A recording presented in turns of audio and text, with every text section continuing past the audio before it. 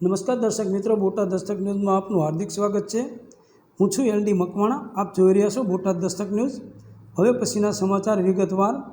ગાંધીનગર સમાચારના મનુવાદી લેખક કનૈયાલાલ ભટ્ટની કોલમ બંધ। કનૈયાલાલ ભટ્ટ છેલ્લા ઘણા સમયથી પોતાની કોલમમાં સતત બહુજનો વિરુદ્ધ મનગઢંત લખાણ લખતા હતા, જેની સામે એક જાગૃત નાગરિકે તંત્રીને ફરિયાદ કરતા કોલમ બંધ કરાઈ છે। ગુજરાતના પાટનગર ગાંધીનગરથી પ્રકાશિત થતા દૈનિક ગાંધીનગર સમાચારમાં વીકલી કોલમ લખતા મનુવાદી લેખક કનૈયાલાલ ભટ્ટની કોલમ તેમના જાતિવાદી વલણ અને એક જાગૃત નાગરિકની સામાજિક નિસ્બદ્ધતાના કારણે આખરે બંધ કરી દેવામાં આવી છે।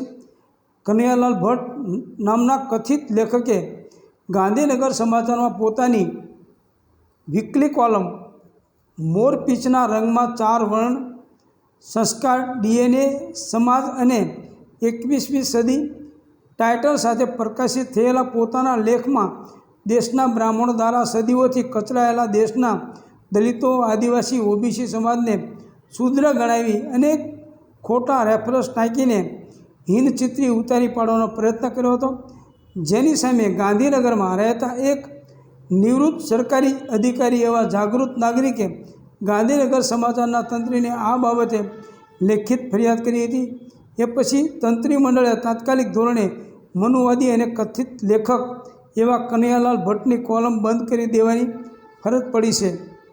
મનુવાદી કનૈયાલાલ ભટ્ટે છેલ્લે પોતાની કોલમમાં એવો ઉપનિષદો અને અન્ય મનુવાદી ગ્રંથોને ટાંકીને લખ્યું હતું કે જેઓ બ્રાહ્મણ, ક્ષત્રિય અને વૈશ્ય ત્રણેય વર્ણોથી દૂર રહ્યા અથવા પોતાની આદિમતાને આ આવરણોથી દૂર રાખીને પોતાના સમૂહને શિક્ષિત ન થવા દઈને આ ત્રણેય વર્ણ વ્યવસ્થામાં વિભાજિત થયેલા સમાજો, કબીલાઓ, ઘરોમાં, શેરીઓમાં થતી ગંદકીને દૂર કરવાનું કામ જાતે જ સ્વીકારીને પોતાનું ગુજરાન ચલાવતા થયા હતા, તેથી તેમને શૂદ્રનું સંબોધન મળ્યું હતું।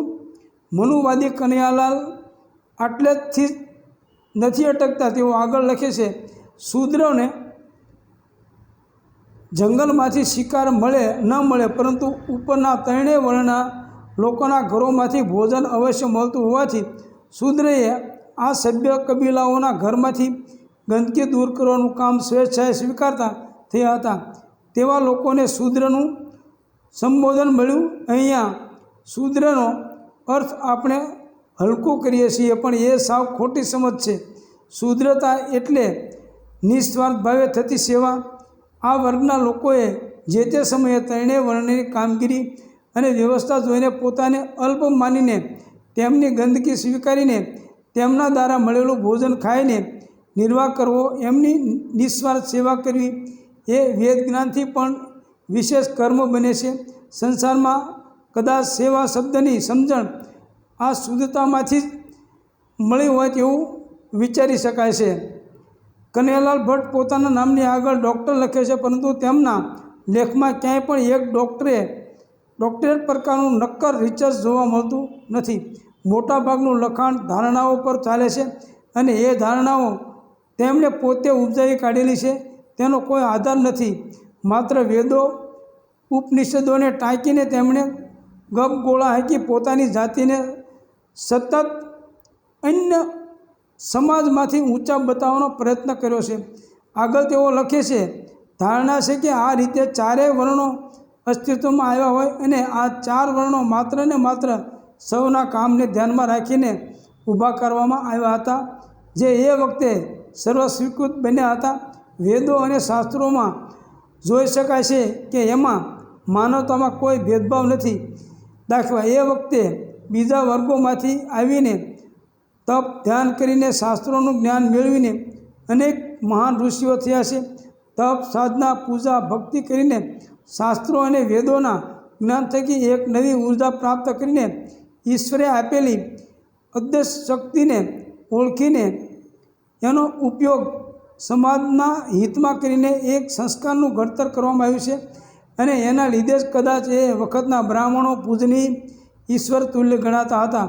આશ્રમો સ્થાપી લોકોને જ્ઞાન આપવું, શિક્ષિત કરવા અને ભિક્ષા માગીને ગુજરાન ચલાવવાનું તેઓએ સ્વીકારી લીધેલું। તેવી જ રીતે ધીમે ધીમે ક્ષત્રિયના જૂથમાંથી સરદાર થયા, એમાંથી રાજાશાહી અસ્તિત્વમાં આવી, ક્ષત્રિયો રાજા થયા, દુશ્મનો સામે યુદ્ધો કરીને આ અન્ય પ્રજાનું રક્ષણ કરવાની કાર્યરીતિ અને માનસિકતા એમના સંસ્કાર બન્યા.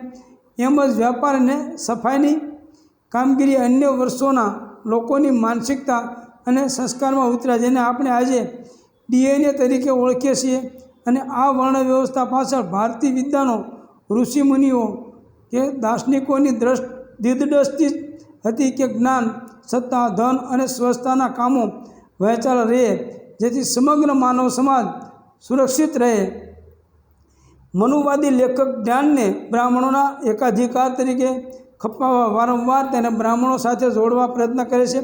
એટલું જ નહીં, જાતિવાદથી બચવા જે લોકો પોતાની અટકમાં ફેરફાર કરે છે તેની સામે પણ તેઓ વાંધો વ્યક્ત કરે છે અને આડકતરી રીતે કહેવા મથે છે કે અટક તો બદલી નાખશો પણ તમે બ્રાહ્મણ નહીં બની શકો. કનૈયાલાલ ભટ્ટે લખ્યું છે કે આજે જ્ઞાન મેળવવાના તમામ સાધનો અને માધ્યમો ઉપલબ્ધ છે, જેના થકી શિક્ષિત થઈને સૌ કોઈ સંસ્કાર ધારા બદલીને, DNA બદલીને બ્રાહ્મણત્વ મેળવી શકે છે. આજે ગુજરાતભરમાં અનેક વર્ણના લોકો પોતાની અસલી જાતિ છુપાવીને પોતાની અટક બદલીને પંડ્યા, દવે, જોશી, ત્રિવેદી, વ્યાસ, દેસાઈ, ઠાકર વગેરે અટક કરીને સર્ટિફિકેટમાં તો બ્રાહ્મણ બની જશે, પણ હજારો લાખો વર્ષના વારસાગત મળેલા DNAનું શું, સંસ્કારનું શું?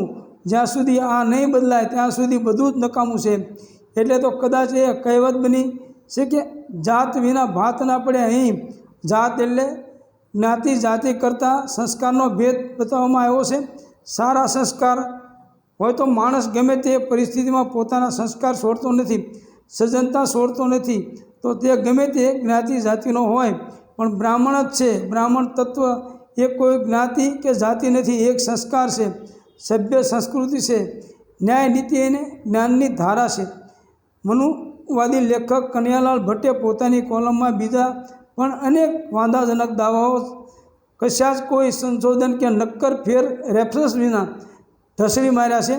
એની સામે ગાંધીનગરમાં રહેતા અને રાજ્ય સરકારના માહિતી ખાતાના ઉચ્ચ હોદ્દા પરથી નિવૃત્ત થયેલા એક જાગૃત નાગરિકે ગાંધીનગર સમાચારના મેનેજિંગ ડિરેક્ટર, પ્રકાશક અને ગાંધીનગરના ધારાસભ્યને પત્ર લખીને કનૈયાલાલ ભટ્ટની કોલમ બંધ કરવા લેખિત ફરિયાદ કરી હતી, જેને ધ્યાનમાં લઈને આખરે મનુવાદી લેખક કનૈયાલાલ ભટ્ટની કોલમ ગયા અઠવાડિયેથી બંધ કરી દેવામાં આવી છે.